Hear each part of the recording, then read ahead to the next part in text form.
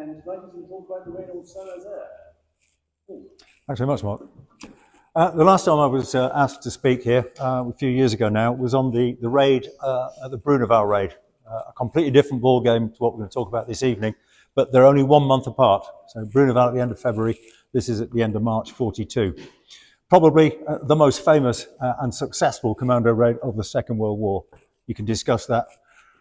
1941, Britain is alone. The U-boats have been or can be contained to a certain extent, new technology and all the rest of it. But the Kriegsmarine surface fleet, the battleships and the battlecruisers are a completely different ballgame. In January to March, these two, the ugly sisters, broke out into the Atlantic and sank 22 ships before they ran for the French port of Brest. In May, the more famous one, Bismarck and Prince Eugen, sallied forth. Bismarck obviously was very badly damaged, ran for St Nazaire, and she was sunk. Prince Eugen escaped. And this monster comes along, very similar to Tirpitz, 52,600 tons. She can crack on at 29 knots, 8 15-inch guns and 28 others. So this is basically an army artillery group afloat. It's enormous. Middle of February, Scharnhorst, Gneisenau and Prince Eugen made the Channel dash from Brest all the way into the Baltic. A tactical win for the Germans, a strategic win for the British, because they never threatened our convoys again. That left Tirpitz. The only port on the West French coast that would take her was the Normandie dock at St Nazaire. So if that dock was unavailable, the Germans were unlikely to risk this ship in the Atlantic. And as Churchill wrote, the whole strategy of the war turns at this point on this ship. St Nazaire, quite an old map, it'll do. North bank of the Loire estuary, about 6 miles from the sea. In the days before steam came along, the port was actually Nantes, 30 miles upstream.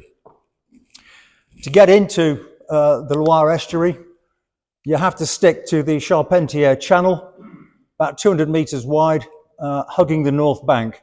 If you try anywhere else, you're going to ground yourself on shoals, very nasty, lots of mud. The port itself, note where north is. You've got the avant port. These jetties stick out almost 500 meters. This is big stuff. You've got the new entrance, which will take ships up to about 10,000 tons. The old mole, the old entrance for titchy stuff, really. And then you've got this monster down here. So anything over 10,000 tons goes into the two basins through the Normandie dock. On the other side, under construction, you see these U-boat pens. Absolutely enormous, and they're still there. It'd be difficult to move them. That's the same map, obviously, from an air photo. See all the main features there. And this is from the top of the U-boat pens, a modern picture, looking out through the new entrance. There's the end of one of the avant port piers, power station chimney. If you crank round a little bit to the left, here's the old entrance. And this monstrosity is what the Germans built after the raid to get their submarines in and out of the harbour safely, so they were bomb-proof. They weren't bomb-proof either side of it, of course, but they're bomb-proof while they were in it. That's the old mole in its wartime plumage. Notice the two pillboxes there and the ramp on this side, and you can't see it, but there are steps on the other side. That's the only way of getting onto it. Right, Normandie dock, built for this. SS Normandie, over 82,000 tons, built between 1932 and 1935, which was a maiden voyage. 350 meters long, 50 meters wide and 16 meters deep. It is absolutely ginormous. There she is leaving on a maiden voyage. Right, to empty it, you fill it through 4 huge conduits at either end, so it can be filled from the harbour or it can be filled from the sea. To empty it, you start off at high tide and you just open up the sluices and let it go down naturally to the low water mark. It then takes you another 7 hours to pump out the rest. There are 4 pumps. They're 12 metres below ground in this concrete building, but the motors themselves are at dockside level. The dock itself has 2 massive gates, or caissons, or caissons, whichever way you want to talk about it. They're 52 metres long, 9 metres wide, and 15 metres high, weigh about 1,250 tonnes. You can see this joker walking along here at the bottom, so you get some idea of the size of it. And there's an end view. That's actually in the Normandie dock before it was actually put into place. Absolutely enormous. Well, as Gene Hackman said in the film Bridge Too Far, what about the Germans? Oh, sorry, hang on, we've got there's the, there's that building again, looking from the other side. And here's the caisson, slips into these cambers. Takes about 5 minutes for it to open and close. There it is from the air. Notice 2 torpedo nets across the entranceway there. Looking down the St Nazaire is up here, just around this corner. So the sea is where you are, basically. So these gun batteries are mainly on the north bank. This one's been cunningly disguised as a house. They had something like 28 guns along there, between 75 and 240 millimeters. So there's some quite chunky stuff. But you'll notice the face of that casemate where it's pointing. You get to a certain point up the Charpentier channel and they can no longer engage you. In addition, they had lots of this stuff, flak, about 43 guns between 20 and 40 millimeters.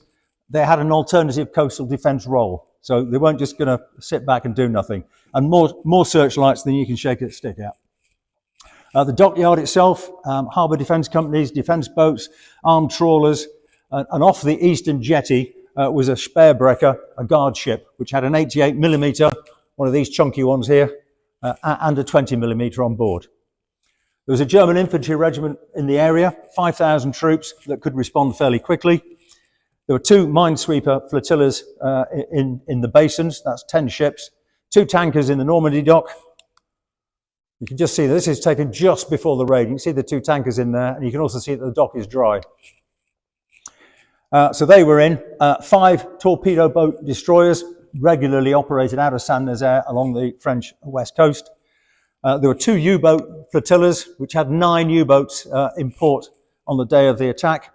Interestingly, the day before, Vice Admiral Karl Dönitz pitched up for an inspection, and as he was leaving, he asked his commanders, he said, "What would you do if the British Commandos landed?" And of course he said, "Oh, Herr Admiral Dönitz is stupid. It couldn't possibly happen." Anyway, next day it did. So, right, planning and preparations. This is crammed into, I'm going to cram quite a lot into not a lot.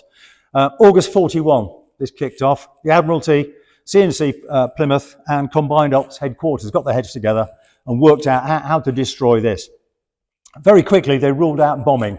At that stage there was nothing accurate enough to get anywhere near this, and at this stage as well we were trying to avoid French casualties at all costs. The Royal Navy couldn't operate conventionally 6 miles up the Loire in those tight confines, and this was beyond the capabilities of SOE because the amount of explosives that would be required. So they concluded, you have to land demolition parties. Surprise will be achieved if you could somehow get over the top of the shoals rather than sticking with the channel, and an air diversion would be quite handy to cause noise to hide the marine engines as you're going in. It was noted that there was unusually high spring tides at the end of March 1942, and it was thought that if they lightened a destroyer sufficiently, it would get over those shoals. So the early plan ran 1 destroyer into the outer caisson with a 15-minute delay fuse, rather you than me. Commandos would then get off, knock out the dock facilities, render the basins tidal, and be taken off by a 2nd destroyer. Well, nobody was really happy with that. There's lots of doubts about whether the ship would actually stick onto the caisson at all, or whatever explosive was in it, would it actually take it out? The landing force would be in 1 doomed destroyer. Not a great plan. Commandos would be in the danger area once they got off this doomed destroyer, but if they put longer fuses on, the Germans might get on board and defuse them. It's a risk. And the Admiralty downright refused to provide 2 destroyers, even though this was one of their priorities. Obviously, they had convoys to run, etc., and they were short of ships. The Royal Air Force were unenthusiastic. They always are, aren't they? Come on. Mainly because it diverted resources from other key tasks. So the plan was revised. Only 1 vessel would be used to ram, and they would find smaller craft to take the Commandos in and out. There's a nice view of the 500,000 cubic yards of concrete. So you like about the Nazis, they didn't give a stuff about their carbon footprint. Still there. Look at the thickness of that roof, incredible. Right, 2 Commando. They're training in the Outer Hebrides at the time. They're fit, they're ready to go. Their CO is Lieutenant Colonel Charles Newman, an Essex territorial and a builder. Good guy. Very benevolent, genial, relaxed, commanded with a light touch, just what you need for this kind of stuff. On the 22nd of January, he's told to get himself down to Combined Ops headquarters in London. Ironically, he spent the night in the Normandie hotel. He didn't know at the time.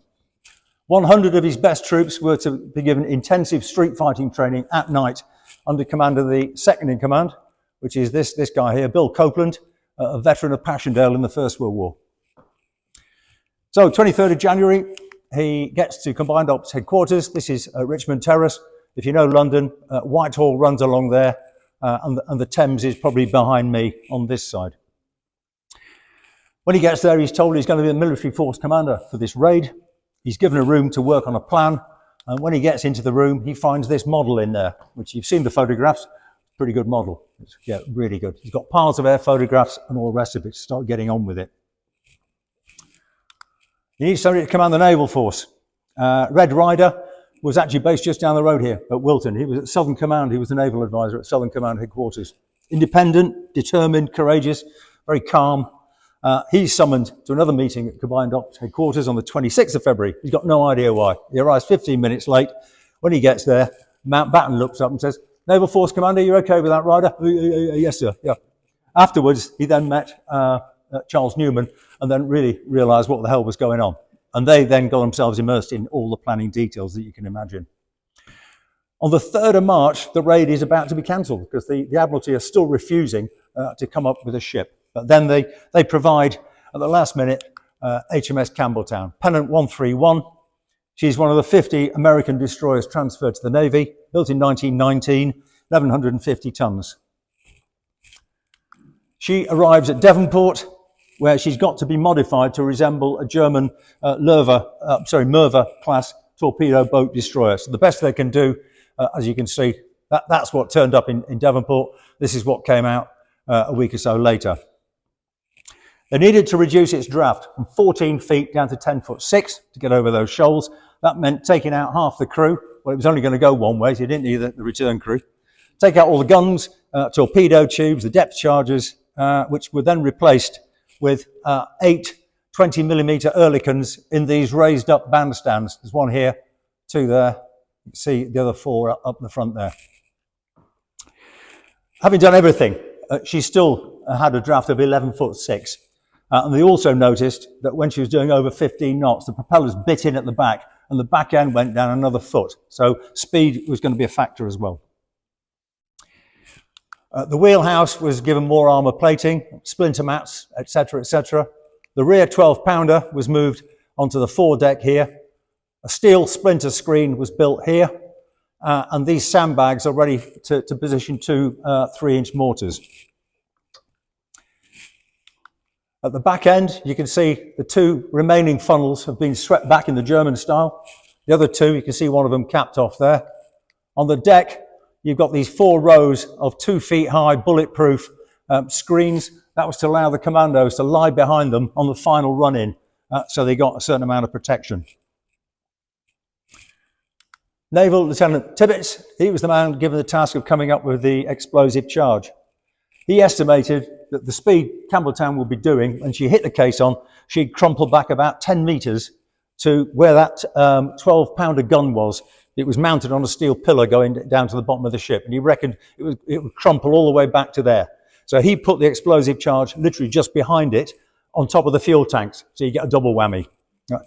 So 24 Mark 7 depth charges, 4 tons of explosives in total, encased in concrete, inside a watertight steel tank, 26 separate fuses from 2.5 to 8.5 hours delay, all connected with Cortex, so if one of them goes off, they'll all go off.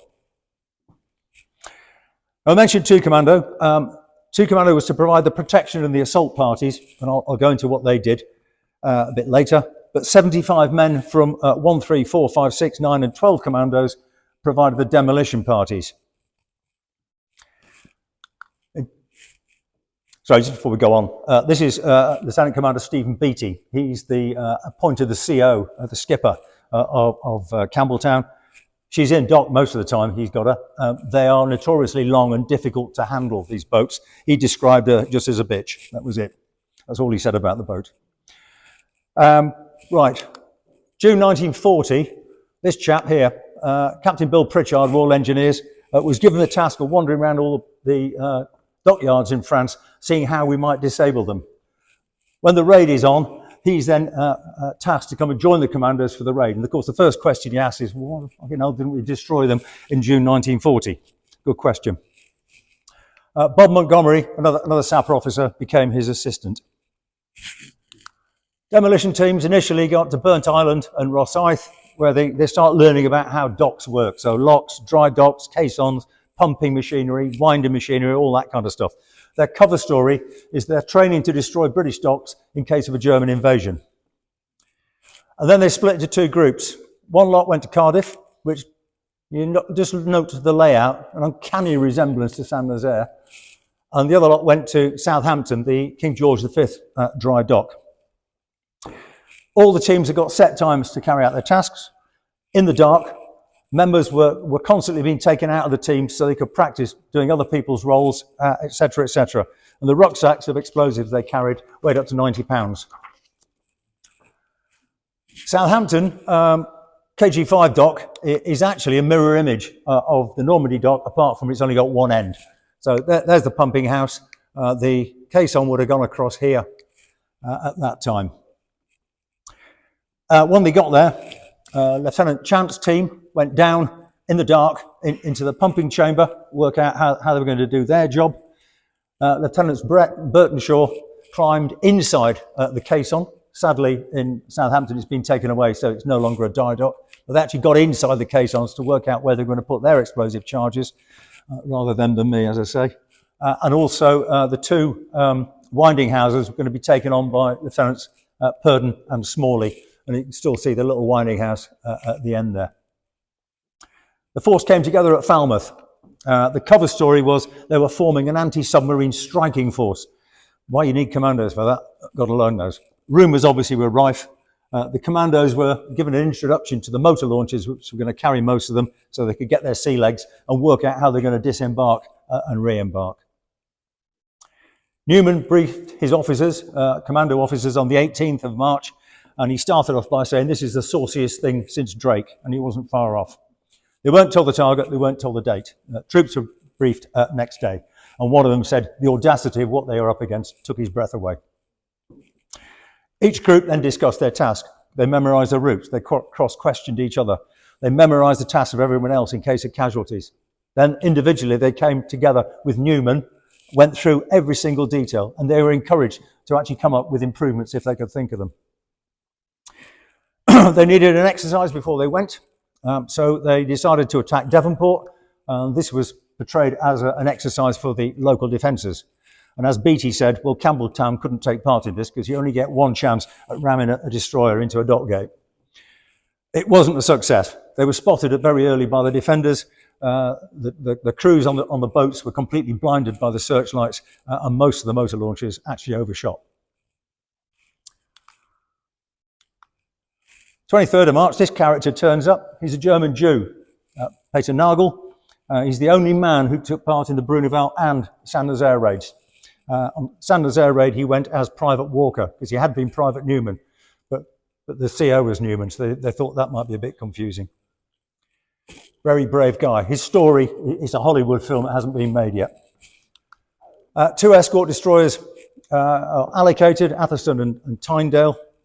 And when Campbelltown came out of Devonport Dockyard, she caused quite a stir with that Germanic look. That's the only photograph I've been able to find of her having been modified. The raid was actually scheduled for the highest tide predicted on the night of the 28th, 29th of March, but the weather was predicted also to start deteriorating.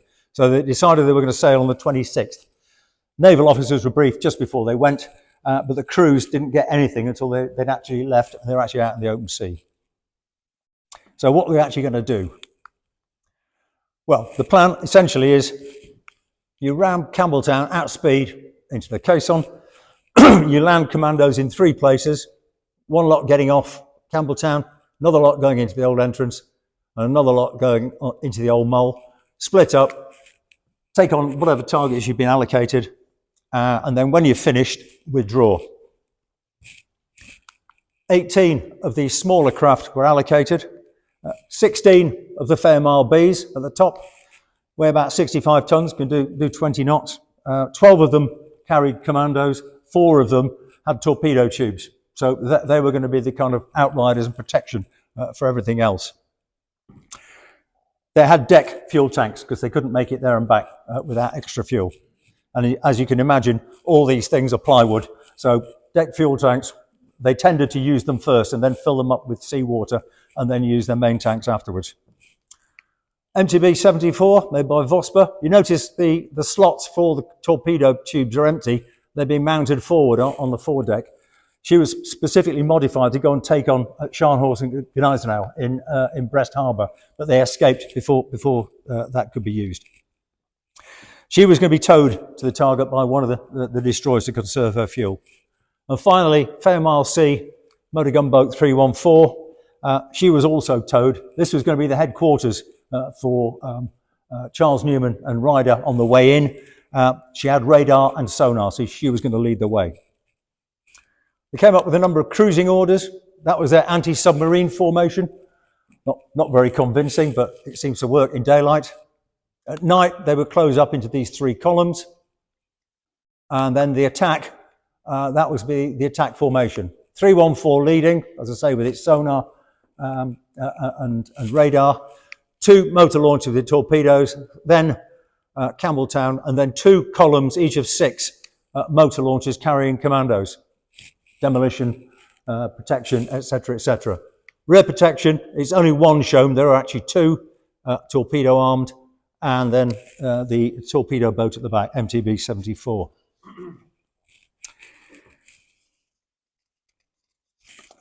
I think that picture only shows the one at the back because one of them didn't get there. 50 bombers were tasked to drop bombs singly between midnight and 0400 in the morning. The idea of doing that was to increase the overall effect of the bombing rate, but of course it was also not what bombers tended to do, so it was a bit odd. Everything was done on radio silence. Only vital light signals would be used. Vessels were just expected to conform to changes of direction and get on with it. They planned to progress as far as possible by stealth, then bluff before opening fire. So Campbelltown is scheduled to crash into the caisson at speed at 0130 in the morning. Once she's on there, scuttling charges down the side, get her on the bottom as quickly as possible to make sure she doesn't float away, so she's stuck there. The port column of motor launchers is going to land its commandos here on the north side of the old mole. The starboard column will go a bit further and take its commandos into the old entrance.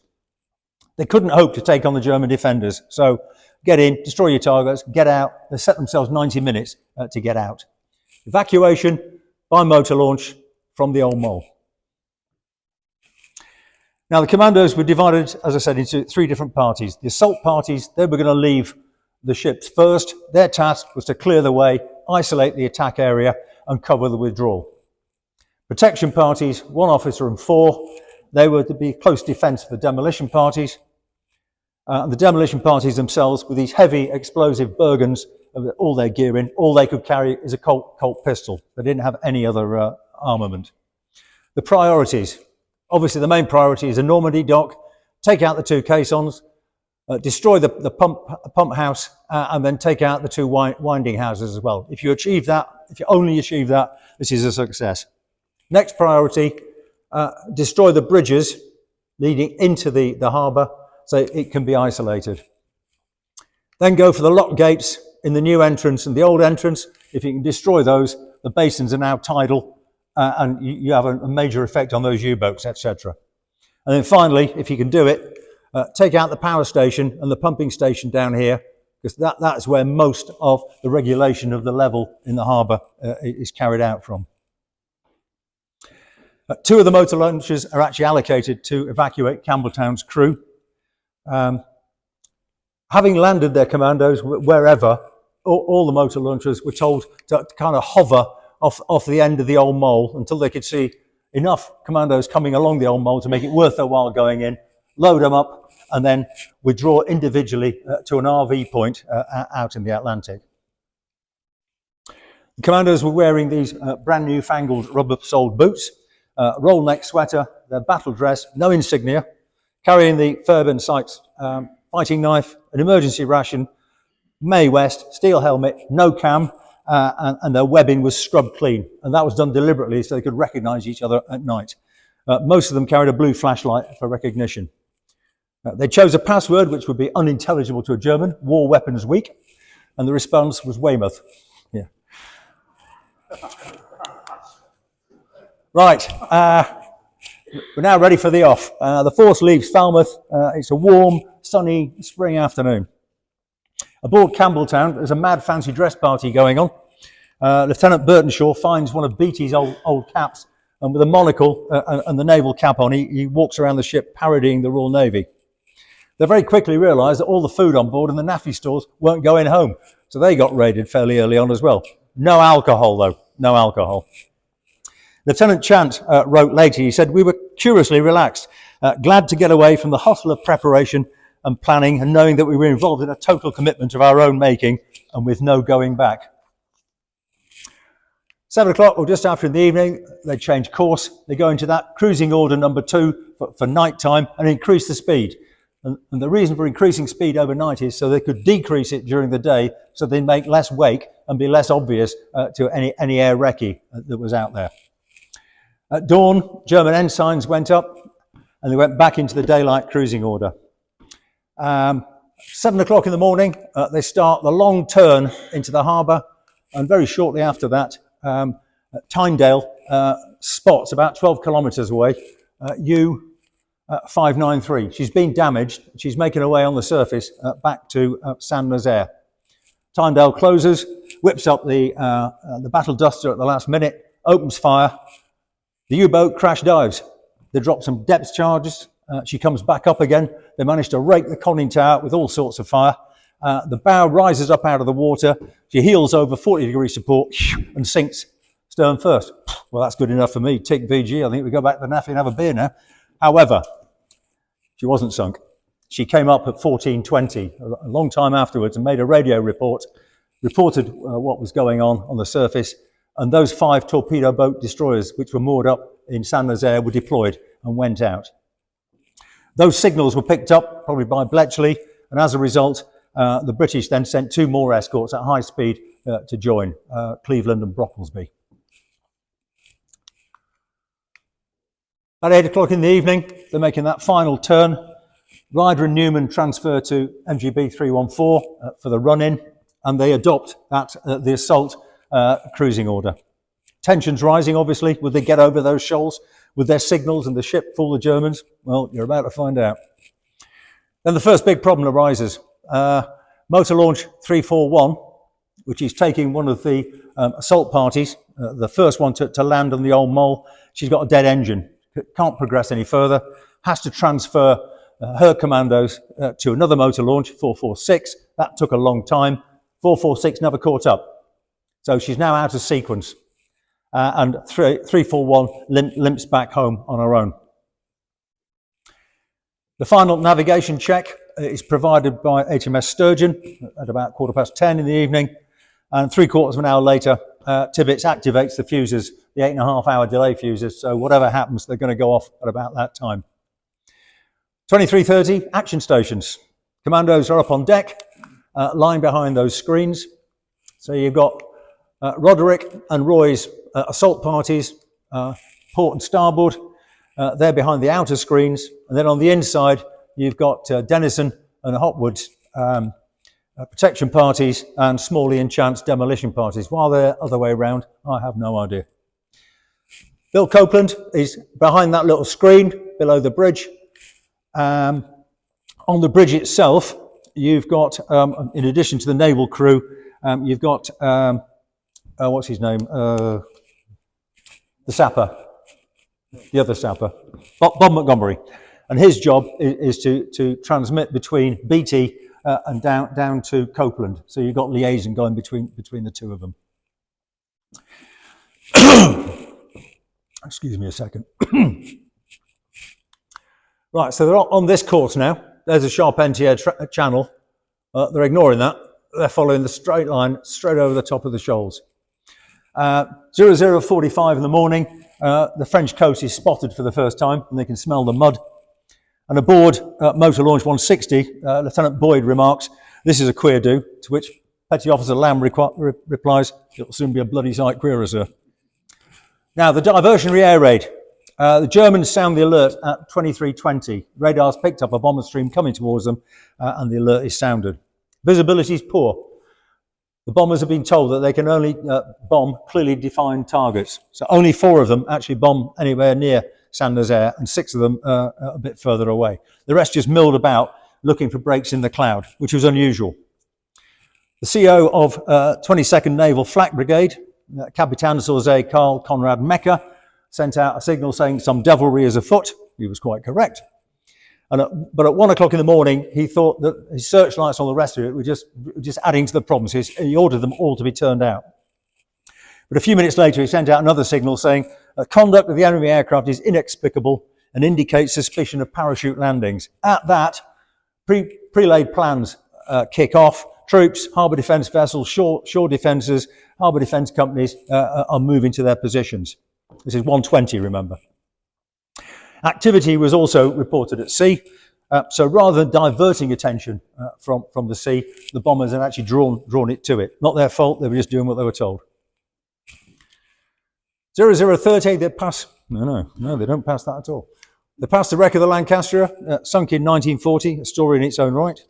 And then they cut down to 11 knots at that stage to lift Campbelltown's stern out of the water a bit.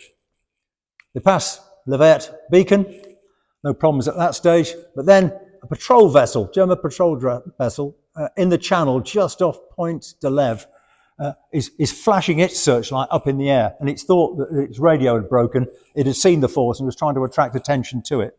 Nothing happened. Campbelltown scraped her bottom on the mud twice, but she didn't ground. They were sighted from the east bank, somewhere in this area, reported to the harbour commandant's headquarters, who dismissed it. He said, nothing's coming in here. Go and have another bottle of whatever you had. 1:20 in the morning at Les Moray Tower, a searchlight shines down the Charpentier channel and starts to track across, and it goes out just before it gets to the rearmost motor launch. Very lucky, very lucky. But at 1:22, 2 minutes later, all the searchlights go on. The Germans are now a bit confused because what they can see is a Merva-class destroyer, one of theirs, moving upstream, flying the German ensign. Only 2 miles to go now to the caisson. All the heavy batteries are behind. A light cannon is fired over the top of the force, and a signal challenge is made, and leading signaller Pike has been trained in German signalling. He sends back the reply, wait, get a bit of time, get another couple of 100 metres in, and then he sends a signal which is proceeding up harbour in accordance with instructions, which he was. It was British instructions. Yeah. The Germans stopped firing. Some of the searchlights were switched off. They're then challenged again, and Pike sends a signal which is a vessel considering herself to be fired on by enemy forces. The firing again stops, encouraged by the fact that the British didn't fire back. But at 1:28 in the morning, the game's up. They're identified as hostile. The bluff has worked better than anyone could honestly have expected. Campbelltown whips up the white ensign, increases speed to 19 knots, and everyone starts firing back. With all the guns on the motor launches, etc., you've got about 100 automatic, fairly heavy guns with a massive tracer going in all directions. And of course, all the German stuff's going in. There were amusing moments. There was a gunner on MGB 314 laughing like a drain because every time one of these salvos went overhead, all the officers on the bridge went down in perfect unison and then came back up again. Yeah, clearly there aren't many photographs of what happened next.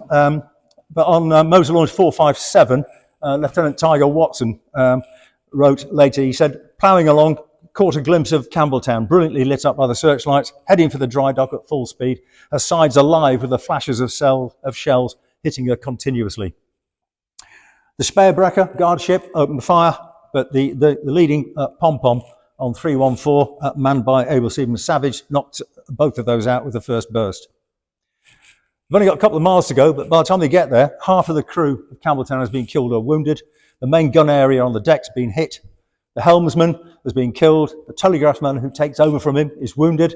Bob Montgomery walks across to take over the wheel, but the naval lieutenant, Tirpitz, steps forward quite calmly and says, "It's all right, mate, I'll take that." Beatty is standing looking through one of those slits on the bridge into the glare of all these searchlights. What he's waiting for, he's looking for when MGB 314 veers off to give him a clear run at the gate, at the dock gate. He sees what he thinks is the old mole, and then a couple of seconds later he realises he's heading straight for the eastern jetty and goes hard to starboard and then rings the bell for everyone to hang on because they're going to be there any second. Doing 19 knots, it doesn't take very long. Just ahead of them, they saw this, the dim black shape of the gate. X marks the spot that they're aiming for. 0134, Campbelltown tears through those two torpedo nets and crashes onto the caisson. Now remember, Bill Copeland is right on the foredeck behind that screen, and he wrote, "We hung in like grim death, expecting a terrific shock and then impact. A feeling as though one had applied super powerful brakes to a very small car. The debris fell about the bows, sparks, dirt, planks, flying all over the place, and from our bows poured a dense white smoke cloud." Well, she shudders to a halt, funnily enough, 10 metres onto the caisson. Yeah, the caisson is 9 metres wide. She's overhanging it by 1 metre, so the pillar of that gun is hard up against the outer end of it. Couldn't have been placed better by hand. An absolute amazing bit of seamanship by Beatty, who, big smile on his face, just turns around to Montgomery and says, "Well, there we are, just 4 minutes late." He then instructs his crew to scuttle it, get the scuttling charges, get the wounded off, get clear, and get down to the old entrance, and then obviously onto the old mole to get away, if they can't find anything else. Sadly, you can't see it here, but there's a bloody great shell hole on the foredeck there, and a massive fire develops above the explosives, which has to be brought under control, quite obviously.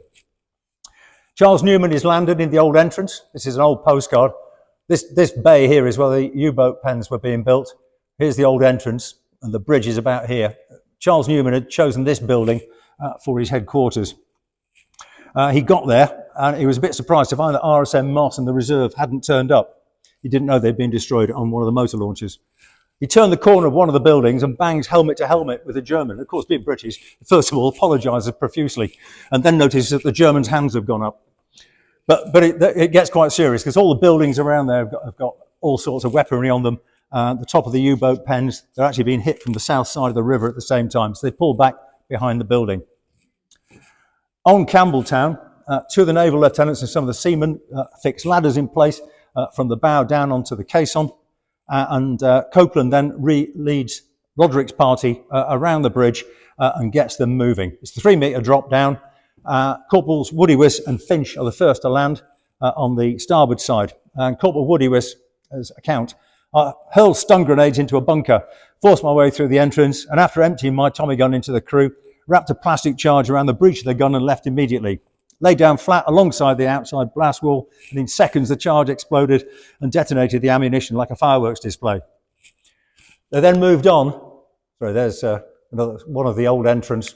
That building Charles Newman was going to use has been replaced by this now. They moved on to this bunker, which is not very clear. There's a 37mm gun on the top. Knocked that out. The third target they were given had already been taken out by a motor launch. And then their final target was some underground fuel tanks. And despite everything that they tried to chuck at it, they refused to catch fire. Roderick's team of 14 are now down to about 10. So they're now going to act as a flank guard to stop any Germans interfering. Roy's party is doing the same thing off the port side. One of the first guys off there is Lance Sergeant Randall. Campbelltown is stuck here, so they're literally dropping down onto here They take a ladder to get on top of the roof of this building, the pumping house, but Private Gwyn is 10 rungs up when it breaks, and he comes tumbling down. So they chuck grenades up onto the roof, very successfully, because the gun crews come tumbling down another set of steps. One of the sergeants fires his Thompson at them, a few fall, but his gun then jams and the rest get away. They get up on the roof, put their charges on those guns, destroy them, and then they move to the old entrance bridge to hold that for the rest of the guys to fall back through. Lieutenant Chant had 4 sergeants allocated to him to destroy the pumps in the pumping house, protected by Lieutenant Hopwood's party. Chant himself is being wounded.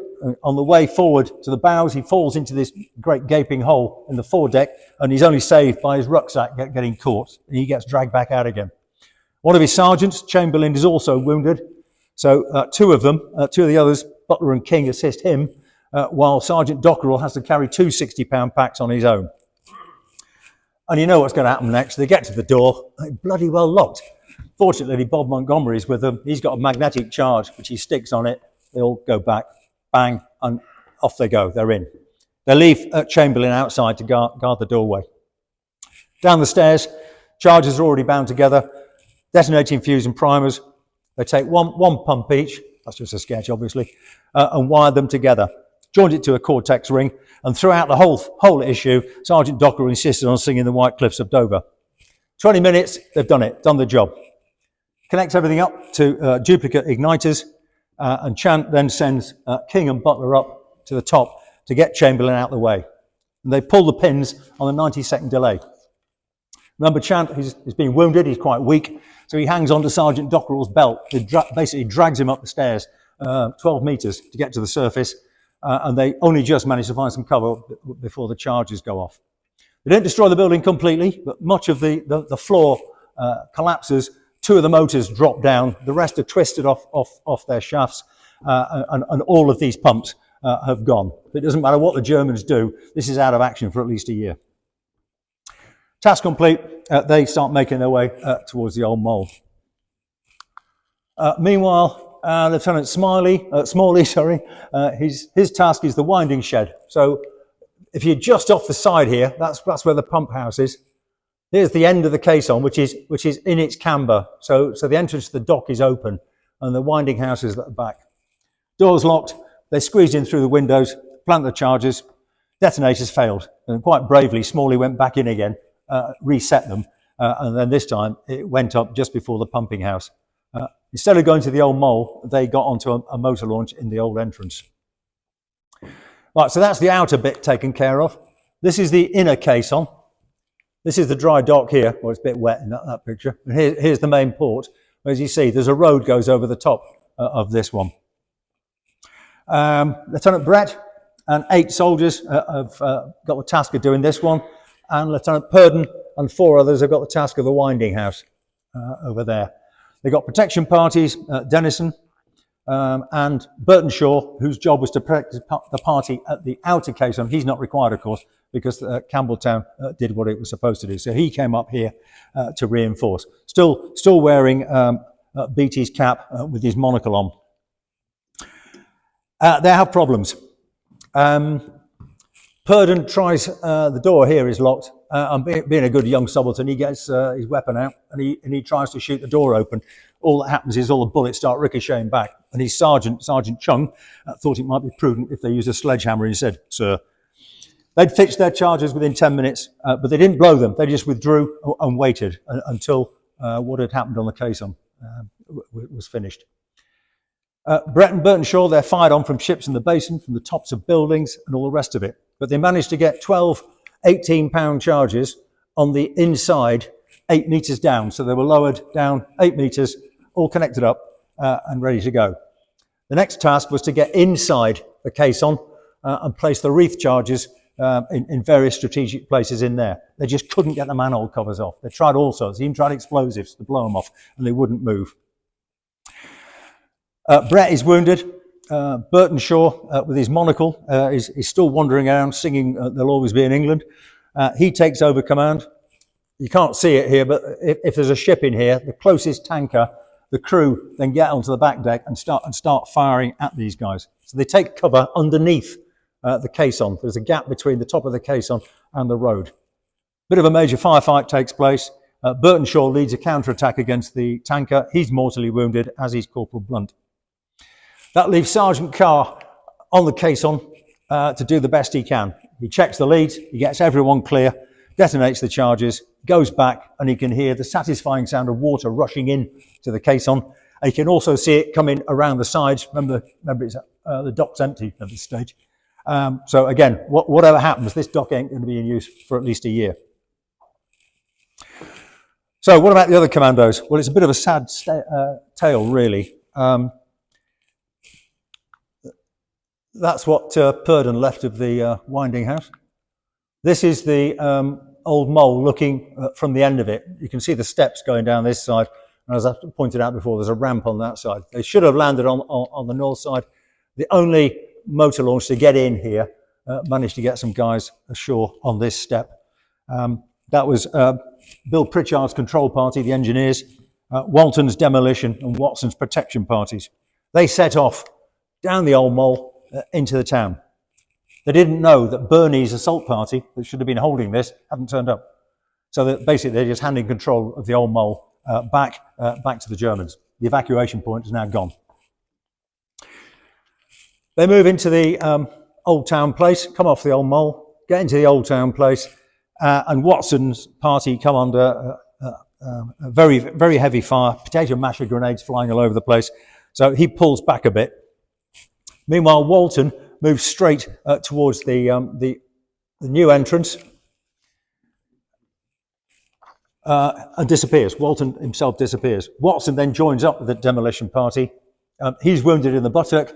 One of the sergeants, Bradley, has been shot twice through the lungs, but they're still continuing. They decided it'd be better if they got some cover amongst the buildings and then tried to approach down the dockside. More fire was encountered. Eventually got the whole party back together again, but Watson realised if he was going to get any further, he needed more firepower. So he went back, all the way back up to Charles Newman's headquarters up here. Newman at this stage, because his reserve hadn't arrived, could only spare two Tommy gunners. And Watson was mad as hell, storming down the middle of the road, screaming at his blokes, "Do you want to live forever?" And it had the effect. They cleared a whole group of Germans. And just as they reached the Old Town Place again, ready to assault across it, a message came from the headquarters, time to retire to the old mole. So it didn't do his temper any good. He became a doctor, actually. Meanwhile, Pritchard had managed to avoid the main problems in the Old Town Place and got up to the bridge. This is again from the top of the U-boat pens. There's the bridge across the new entrance. So they were making their way... there's the end of the old mole. So they made their way through the buildings and then got to it. There's a pillbox on the far side, so they took shelter behind a hut and work out what they were going to do next. First thing they saw were two tugs parked here. And they thought, oh, we'll have a bit of that. So they jumped on board, put charges below the waterline, thrutched those and put the tugs on the bottom. Rather interestingly, the harbour authorities still parked their tugs in exactly the same place. Then Pritchard decided that he was going to go with Corporal McLagan. They were going to go down into this area to meet up with the demolition and assault parties who should have been there. They never arrived, but he didn't know that. And he left Corporals Shipton, Deans and Chetwynd to do what they could, best they could, to bridge D. Two of them were killed. Shipton was on his own. He couldn't achieve anything on his own, so he disappeared back up towards Charles Newman's headquarters. Fortunately, they didn't destroy that bridge because that was now the only way out of the harbour. Corporal McLagan takes up the story when he gets to this point here. We reached the powerhouse, but there was no sign of our men. And quite unexpectedly, Captain Pritchard reached a corner at the very moment that a German should turn the same corner. In 1 second, the two of them met. In the next, Captain Pritchard fell backwards. I emptied the remainder of my Tommy gun magazine into him. The German, that is, not Captain Pritchard. I was not aware how Pritchard had been struck, but he could only have been bayoneted, as I'm sure no shot was fired. After a little he spoke. He said, "That you, Mac? Get back to headquarters." And he never spoke again. McLagan got back to the bridge. He noticed that Lieutenant Walton's body was there and there was no future in hanging around. So he also went back to Newman's headquarters. So Group 1 achieved none of its targets at all. Most of the demolition parties never even got ashore. Group 2, Captain Byrne and Lance Corporal Young were the only two to get ashore, again on the old mole. They should have landed in the old entrance. Young was wounded, couldn't keep up. Byrne took a naval rating with him, killed a couple of Germans at the top of the steps. Then he lost his naval companion, and despite wounds to his arm and upper thigh, Mickey Byrne made it all the way to his objective, which was some flak towers about 1,200 metres away. They shouldn't have been 1,200 metres away, because he landed here. He should have landed there. But when he got there, he got no explosives, he got no incendiaries, so he'd had a nice walk through the dockyard, and that was about as much as Mickey Byrne could achieve. The only force of any significance to get into the old entrance was Troop Sergeant Major Haynes and 15 soldiers. Again, what about the Germans? Well, they weren't buggering about. They were getting on with life. Number 4 Works Company split in two and approached either side, either end of the dock. They were joined by part of Number 2 Company coming over Bridge M. The rest of that company went further south and joined up with one of the naval flak battalions and crossed over Bridge D. And another flak battalion came over Bridge A. So basically the Commandos, anything ashore now, is getting squeezed under a lot of pressure. They reckon only 118 Commandos got ashore anyway. Many of those were wounded, and 40 of them were only armed with Colt pistols. So not a huge amount of firepower. Charles Newman's headquarters is under fire again from the U-boat pens, etc. But the arrival of Sergeant Major Haynes was quite good, because he had a 2-inch mortar and they managed to bombard the top of the U-boat pens, and that quieted them down for a while. They used a machine gun to force an armed trawler to withdraw, and they just managed to keep the Germans at bay.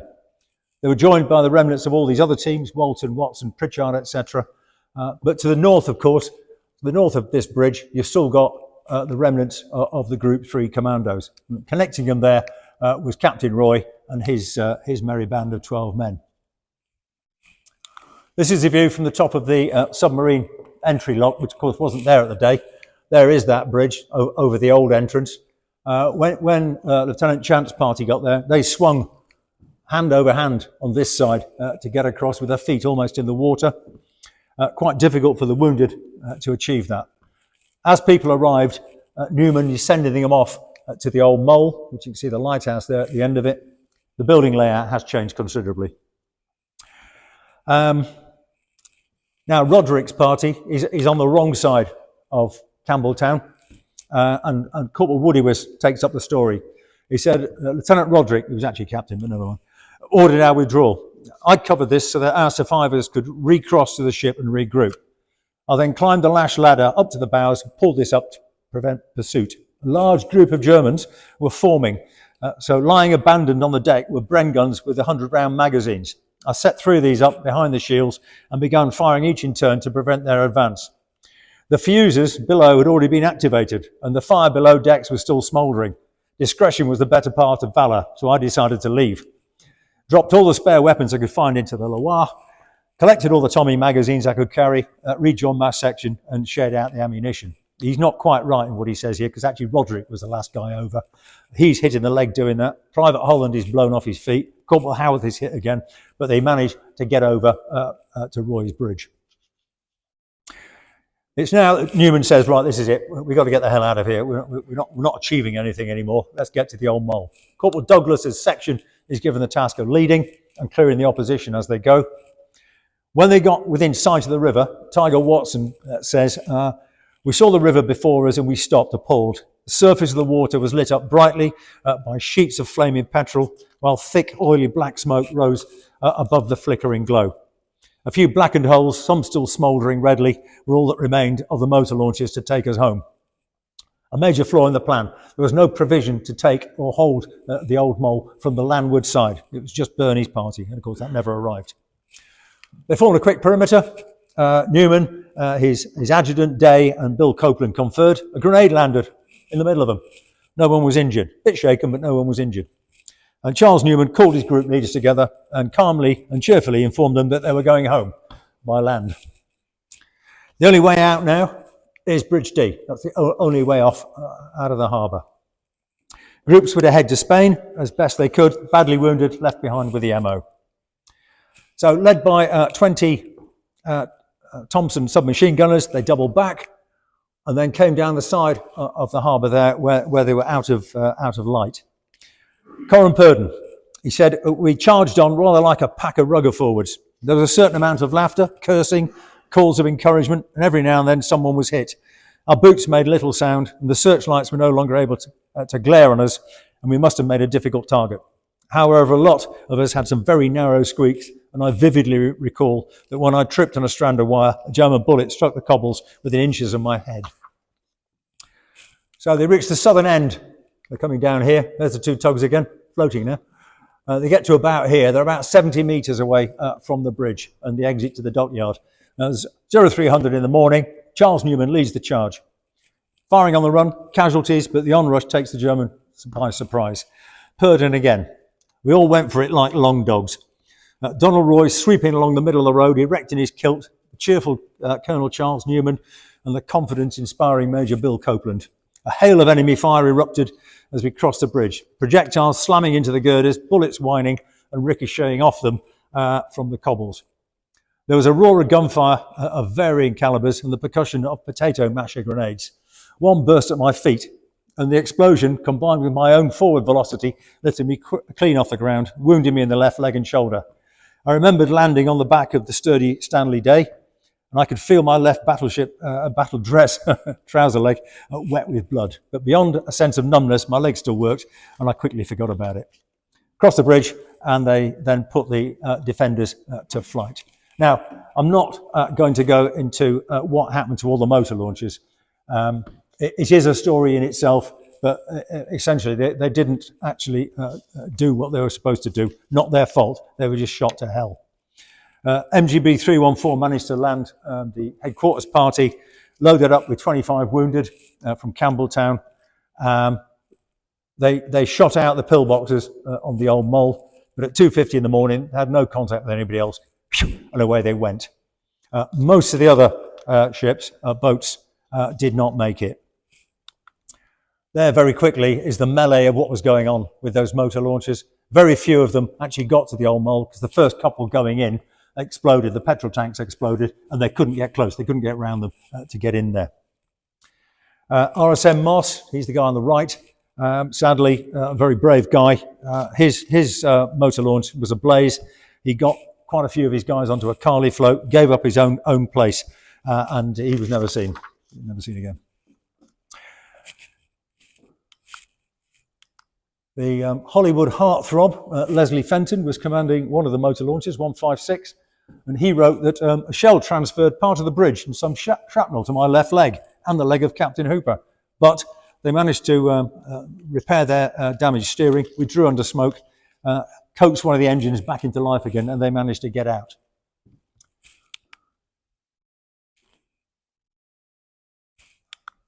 Right, we come to the final action of the motor launchers. This is at 5:30 in the morning. Quite a few of them have got out, about 6 of them have got out, and 306 is steaming away about 45 miles from St Nazaire when they see 5 of these things bearing down on them on the port bow. So they stop engines, go completely doggo, and hope that they're not going to be seen. And it almost works. The first 2 go steaming straight past, but the third one, Jaguar, under Lieutenant Paul, sees it and gets permission to come out and investigate. A major firefight develops, during which most of the crew and the commandos on 306 and 306 are wounded or killed. One guy in particular, Sergeant Tom Durrant, the guy down at the bottom here, he takes over a twin Lewis gun, and he's the last guy standing and still firing.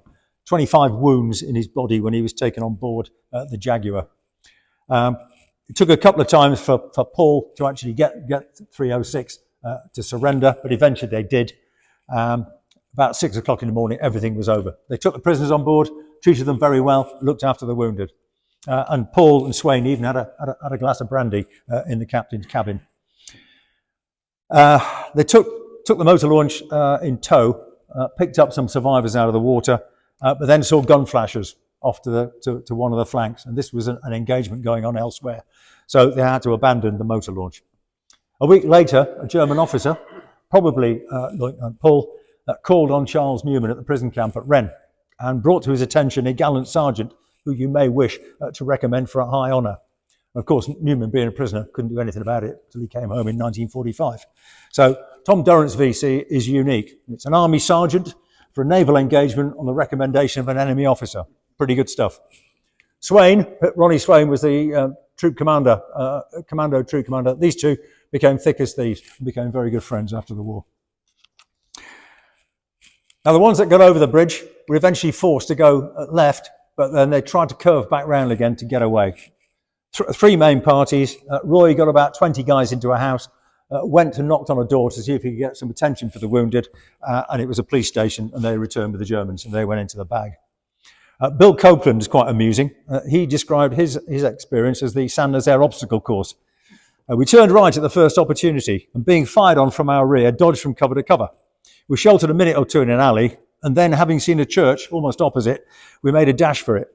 Faced with a 6-foot wall beyond the church, we shinned up and over, Hannon causing some amusement by falling into the hen coop.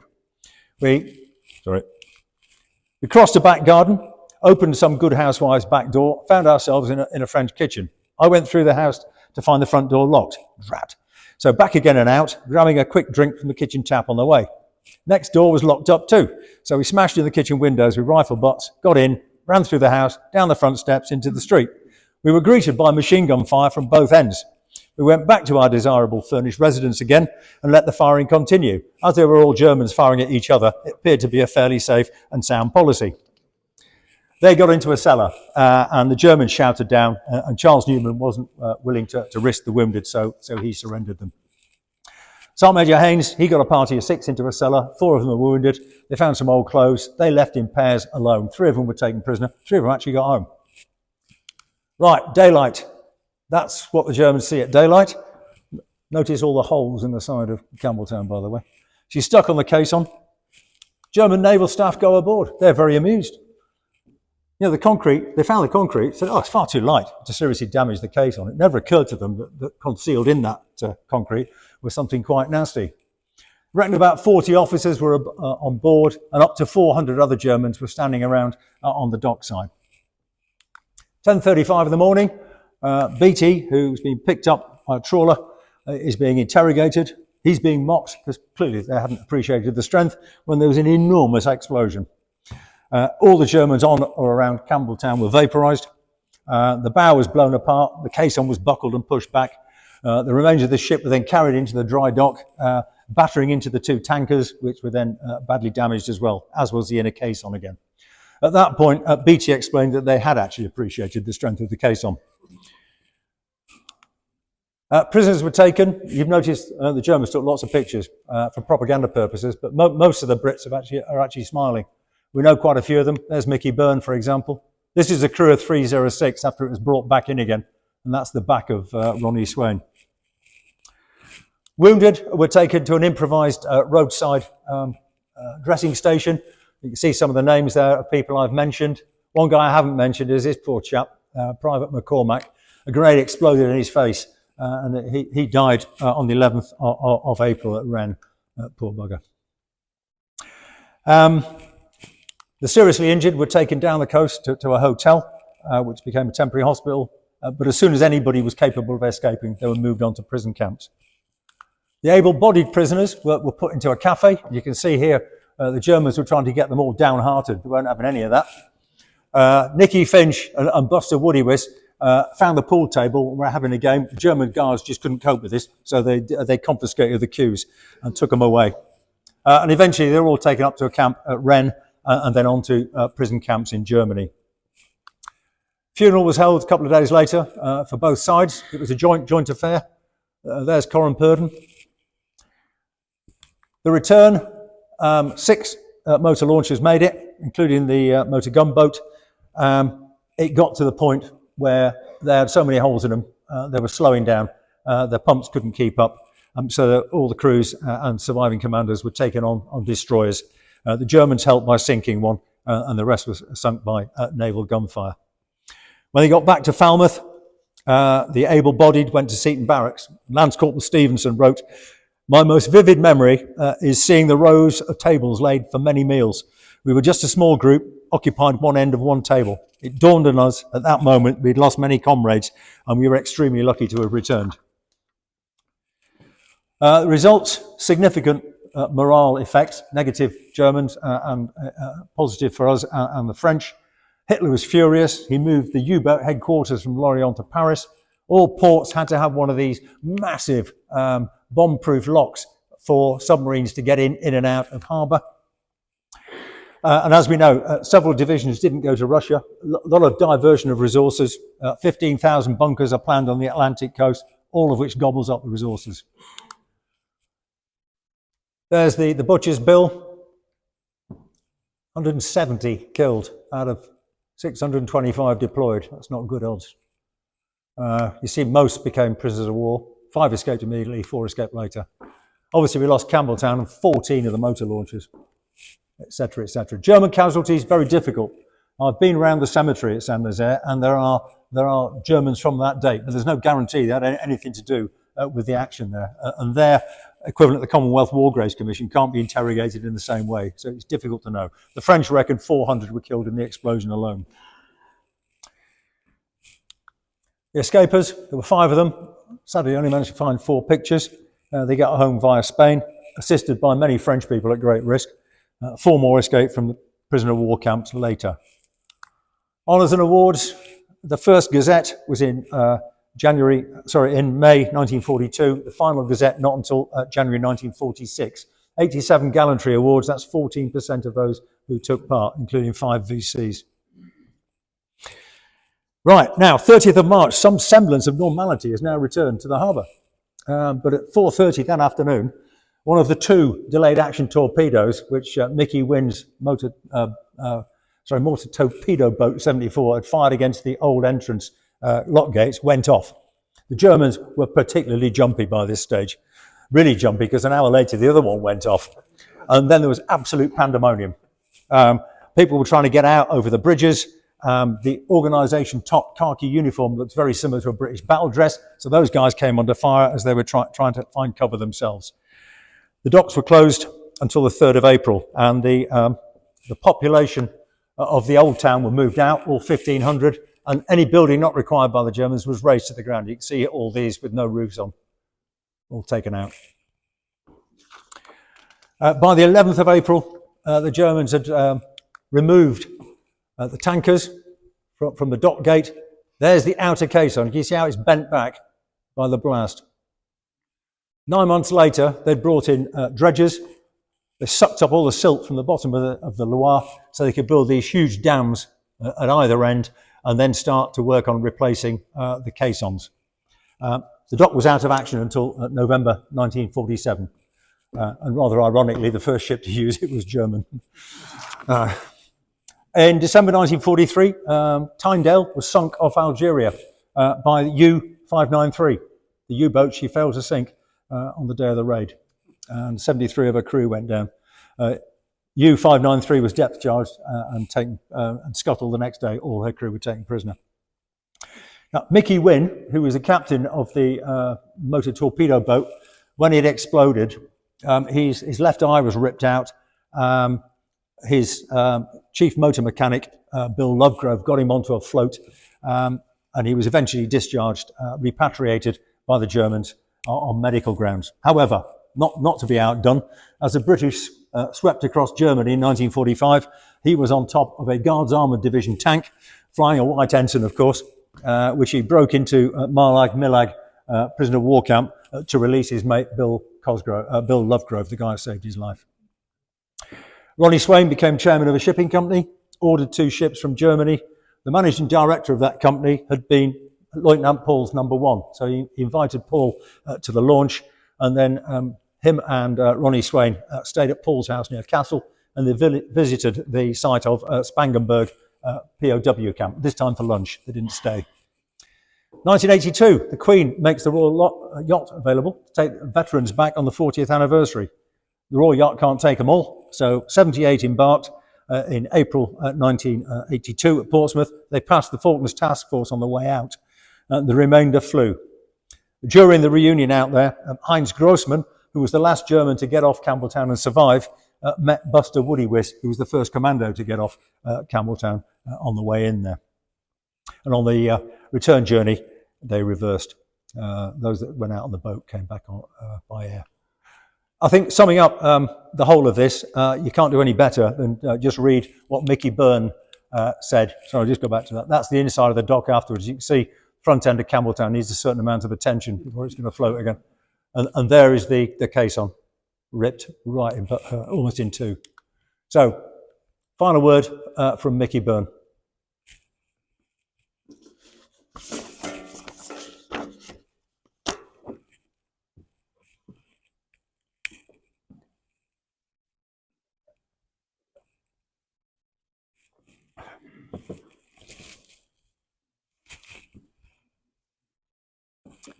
So it went on a little bit longer.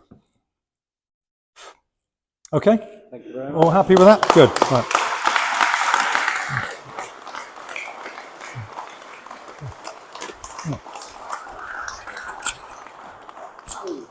Thank you very much indeed for that amazing. We're going to normal routine. We'll have a break for about 15 minutes.